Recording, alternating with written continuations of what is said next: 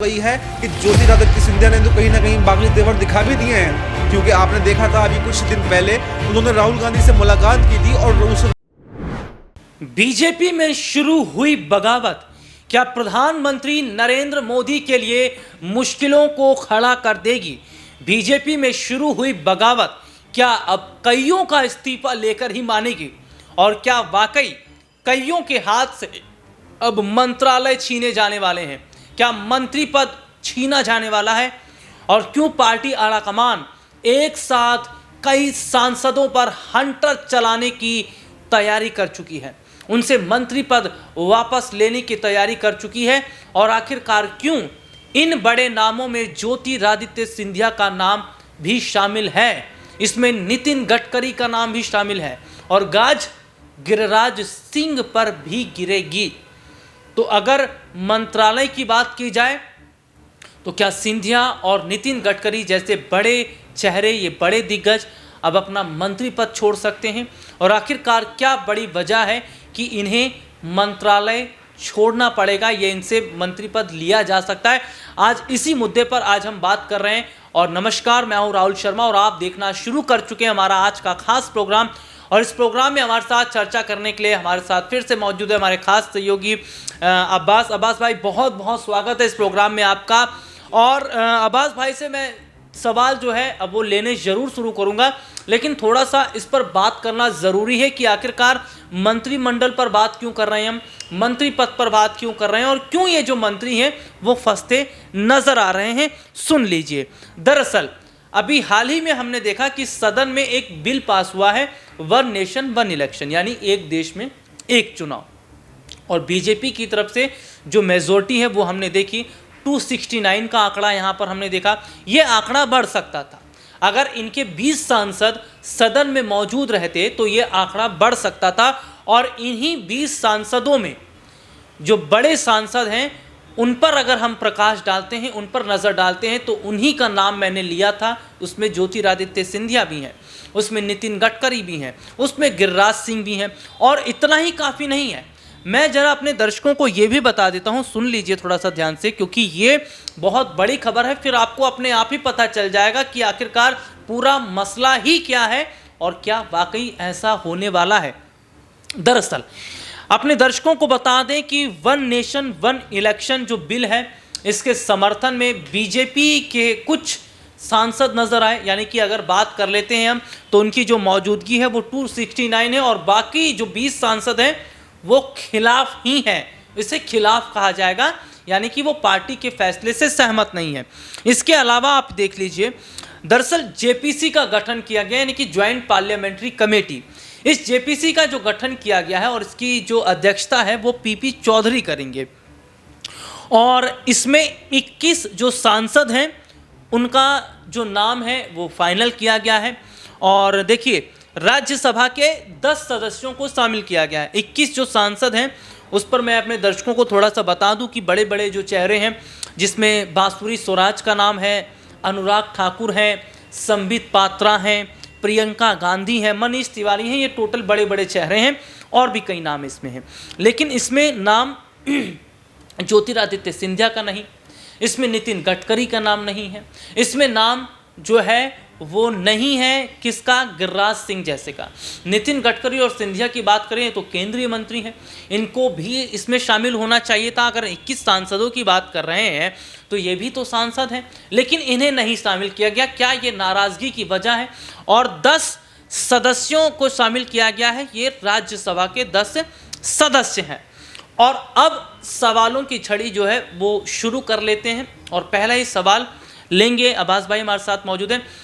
अब्बास भाई, जो हालात इस वक्त हम देख रहे हैं, जो तस्वीर इस वक्त हम देख रहे हैं, 21 सांसदों की जो लिस्ट तैयार की गई है, जो नाम आया है, उसमें बीजेपी के बड़े बड़े चेहरे हैं, यहाँ तक कि बांसुरी स्वराज का नाम इसमें शामिल है, इसमें अनुराग ठाकुर का नाम शामिल है, लेकिन इसमें नितिन गडकरी का नाम शामिल ना होना, इसमें ज्योतिरादित्य सिंधिया का नाम शामिल ना होना, क्या ये नहीं बताता कि पार्टी वाकई इतनी नाराज़ है कि इतने बड़े चेहरों को अगर इस जेपीसी का हिस्सा नहीं बनाया गया, 21 सांसदों में इन्हें जगह नहीं दी गई, तो शायद कहीं ना कहीं जिस तरीके से इन्होंने सदन में अनुपस्थिति दिखाई है, जो नोटिस भी जारी किया गया है पार्टी की तरफ से, वो बताता है कि अब बहुत बड़ा कदम उठाया जा रहा है। हो सकता है कि मंत्री पद भी लिया जाए, क्योंकि सिंधिया जैसे जो बड़े चेहरे हैं वो बीजेपी से नाराज भी बताए जा रहे हैं और one nation one election bill पर सहमति न जताकर नाराजगी और उन्होंने बढ़ा दी है। जी बिल्कुल, जैसे आपने बताया कि गिरिराज सिंह हो, चाहे ज्योतिरादित्य सिंधिया हो, चाहे वो नितिन गडकरी हो, वो जेपीसी के उसमें तो है ही नहीं सदस्यों में, क्योंकि उन्होंने पहले ही लोकसभा में अनुपस्थित होकर पार्टी को अपनी नाराज़गी जाहिर कर दी है कि वह हम वन नेशन वन इलेक्शन के समर्थन में नहीं है। और जब वो समर्थन में नहीं है तो बीजेपी कहीं ना कहीं उनको जेपीसी में भी शामिल नहीं करेगी, क्योंकि जेपीसी में उन्हीं लोगों को बीजेपी शामिल करेगी जो बीजेपी का समर्थन करें। अगर ऐसे में वो ज्योतिरादित्य सिंधिया या गिरिराज सिंह या नितिन गडकरी का जेपीसी में अगर शामिल उनको करते तो वो कहीं ना कहीं बीजेपी के अपोज में वोट कर सकते थे, और शायद यही डर से बीजेपी ने उनको जेपीसी में शामिल नहीं किया।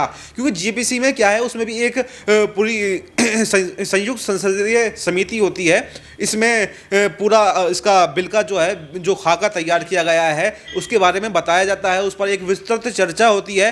फिर उसमें सभी जो सदस्य होते हैं, लोकसभा और राज्यसभा के जो सदस्य होते हैं, वो अपनी राय रखते हैं कि उनका इस पर क्या कहना है, उनका इस पर क्या मत है, और उस पर भी फिर बहुमत चाहिए होता है। उसके बाद में ही वो जेपीसी का जो अध्यक्ष होता है अंतिम मोहर लगाकर उसको पास करता है।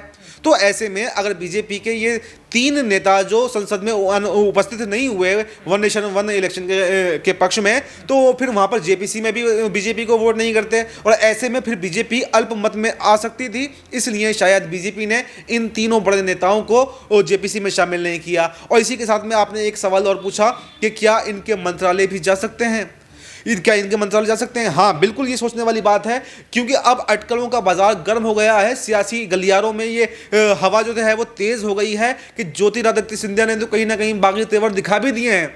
क्योंकि आपने देखा था अभी कुछ दिन पहले उन्होंने राहुल गांधी से मुलाकात की थी, और उस मुलाकात का मतलब भी सीधे सीधे ये निकाला जा रहा था कि अब ज्योतिरादित्य सिंधिया बीजेपी में खुश नहीं है। उनसे जो वादे किए गए थे जब वो आए थे, तो उनके वादों को कहीं ना कहीं पूरा नहीं किया गया है।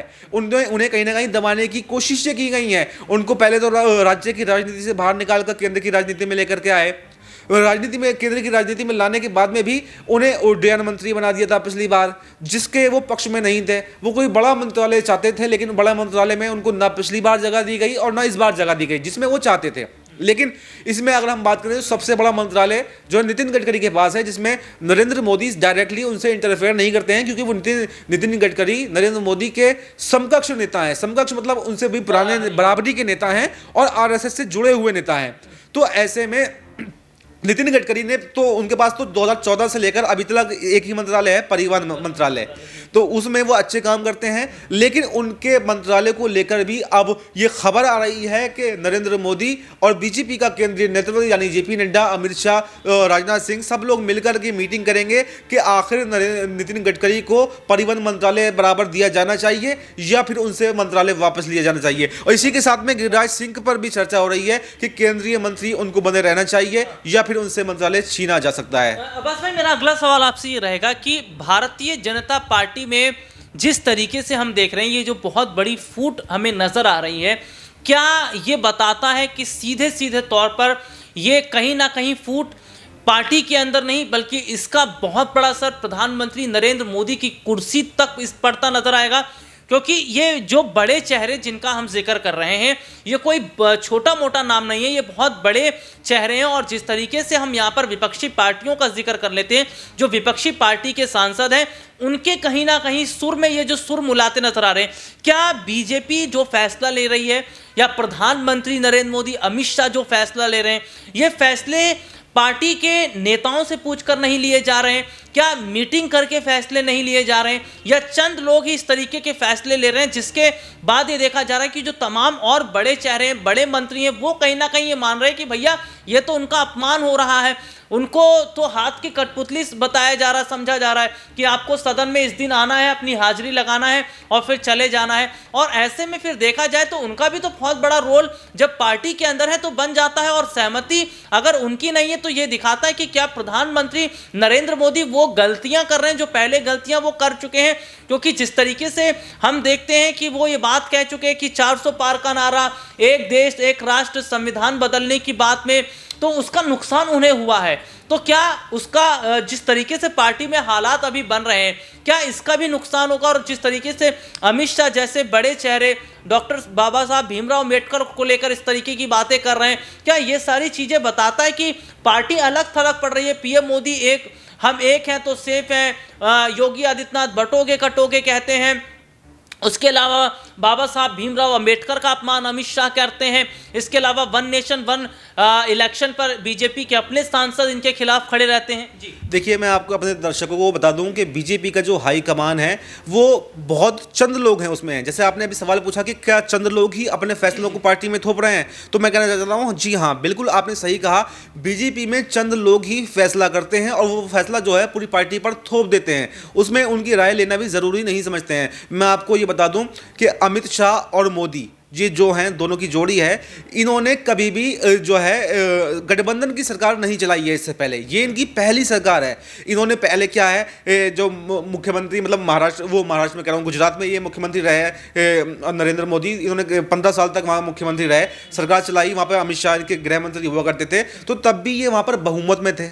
उसके बाद में 2014 से ये केंद्र की राजनीति में आ जाते हैं। तो यहाँ पर भी 2014 की जो सरकार बनी, 2019 की जो सरकार बनी, ये भी सरकार बहुमत की सरकार थी। लेकिन पहली बार जो है 2024 में बीजेपी को बहुमत नहीं मिला है, सिर्फ 240 सांसद ही इनके पास हैं। लेकिन कहीं ना कहीं ये अभी भी ये समझ रहे हैं कि हमारे पास बहुमत है। और बहुमत में क्या होता है, बहुमत में जो विधायक हैं, जो आपके सांसद हैं, वो कहीं ना कहीं आला कमान की बातों को आसानी से मान लेते हैं, क्योंकि उनको ये लगता है कि मेरे जाने से कुछ फर्क नहीं पड़ने वाला है। लेकिन इस बार का समीकरण कुछ अलग है। वो कहते हैं ना कि ऊंट अब आया ऊंट पहाड़ के नीचे, तो इस बार का जो समीकरण है कुछ इसी प्रकार का है। अब नरेंद्र मोदी और अमित शाह जो है पहाड़ के नीचे आ चुके हैं और उनको सभी सांसदों का समर्थन चाहिए होगा। और अगर उनसे समर्थन नहीं लेंगे तो बगावत तो होना तय है। बगावत क्यों नहीं हो सकती? क्योंकि आप ऐसा नहीं कर सकते कि आप अपने फैसलों को बंद कमरे के अंदर 2-4 लोग अपने फैसले को करें और उसको पार्टी में थोप दें। कहीं ना कहीं ये उन सीनियर नेताओं का अपमान ही है, क्योंकि जो दूसरे नेता हैं वो भी कहीं ना कहीं आपके बराबर काबिलियत रखते हैं, उनको भी एक अच्छा अनुभव है। तो फिर आप कैसे अपनी पार्टी के फैसलों को उन पर थोप सकते हैं? तो मैं ये कहना चाहूँगा कि जैसे वन नेशन वन इलेक्शन की बात है, तो इस पर पार्टी को एक मीटिंग बुलानी चाहिए थी। इससे पहले कैबिनेट में उसको बहुमत के साथ में पास कराना चाहिए था। उसके बाद में जो नाराज़ लोग थे उनसे उनकी वजह भी पूछनी चाहिए थी कि आखिर आप इसको लेकर नाराज़ क्यों हैं, और अगर वो नाराज़ दिखते थे तो उनको भी मनाने की कोशिश की जाती। लेकिन यहाँ पर ऐसा नहीं होता है। पिछली सरकार की तरह ही इस बार भी सरकार चलाने की कोशिश की जा रही है, जिसमें मुझे लगता है कि इनको काफ़ी बड़ा नुकसान उठाना पड़ सकता है। और अगर बगावत होती है तो फिर नरेंद्र मोदी की और अमित शाह की कुर्सी भी जा सकती है। तो ये एक बहुत बड़ी बात है कि क्या अब ज्योतिरादित्य सिंधिया, नितिन गडकरी जैसे बड़े चेहरों से इस्तीफा नहीं तो क्या इनसे अगर मंत्रालय छीन लिया जाए तो ये भी इस्तीफे के बराबर होगा? और क्या बीजेपी में जो बगावत हुई है इसका बड़ा नुकसान अब पार्टी को उठाना पड़ेगा? आज के इस प्रोग्राम में इतना ही, और तब तक के लिए मुझे और मेरे सहयोगी को इजाज़त दीजिए। नमस्कार।